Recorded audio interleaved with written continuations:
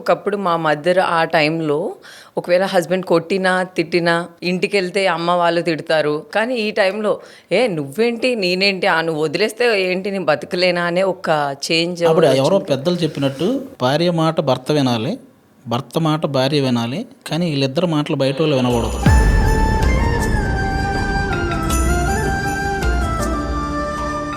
ఏదైతే ఆ మంత్రాలు చదువుతారో ఏదో కార్యేషు దాసి కరణేషు మంత్రి అని 7 అడుగులు లేకపోతే వీటన్నిటికీ ఆ రోజుల్లో అంత వాల్యూ ఉంది, కానీ ఈ రోజుల్లో లేదు. అసలు జనరేషనే మారిపోయింది.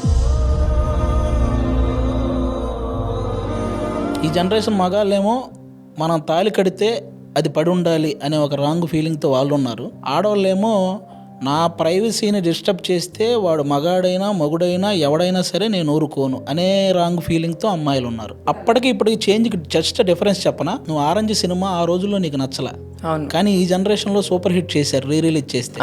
ఎందుకు? ఈ జనరేషన్ మొత్తం అలాగే ఉన్నారు.